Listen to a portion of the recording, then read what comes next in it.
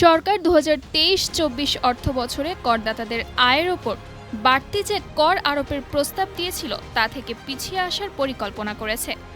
অর্থ মন্ত্রণালয়ের সূত্র অনুসারে বর্তমানে সর্বোচ্চ ২৫% আয়কর শ্রেণীর হার ২০২৪-২৫ কর বর্ষের জন্য অপরিবর্তিত থাকবে।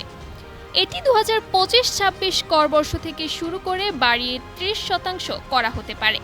৬ জুন ঘোষিত ২০২৪-২৫ অর্থবছরের বাজেটে প্রাথমিকভাবে প্রস্তাব করার পর অর্থমন্ত্রী ২০২৪-২৫ কর বর্ষের জন্য এ হার ৩০% বাড়ানোর সুপারিশ করেন। কম্প্যাক্ট ভ্যাট সিস্টেম ডেভেলপমেন্ট, দ্রব্যমূল্য হ্রাস ও ভবিষ্যৎ ভ্যাট দায়মুক্ত থাকার মূলমন্ত্র। ভ্যাট দায়মুক্ত থেকে লাভজনক ব্যবসা পরিচালনার বিশ্বস্ত সহযোগী দ্য রিয়েল কনসালটেশন।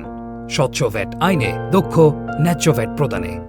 বাংলাদেশে অর্থবছর এবং আয়বর্ষ একই, যা ১ জুলাই থেকে শুরু হয়ে পরবর্তী ক্যালেন্ডার বছরের ৩০ জুন শেষ হয়।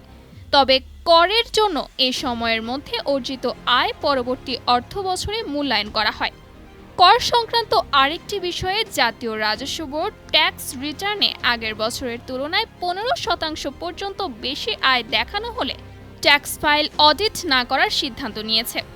এছাড়া সর্বজনীন পেনশন স্কিমের আওতায় পেনশন বাবদ আয়কে কর থেকে অব্যাহতি দেওয়ার জন্য আয়কর আইনে বিধান যুক্ত করা হচ্ছে।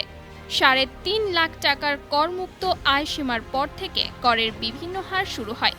৪.৫ লাখ টাকা পর্যন্ত আয়ের ওপর ৫%, ৭.৫ লাখ টাকা পর্যন্ত আয়ের ওপর ১০%, ১১.৫ লাখ টাকা পর্যন্ত আয়ের ওপর ১৫%, ১৬.৫ লাখ টাকা পর্যন্ত আয়ের ওপর ২০% এবং ১৬.৫ লাখ টাকার বেশি আয়ের ওপর ২৫% কর সংগ্রহ করা হয়।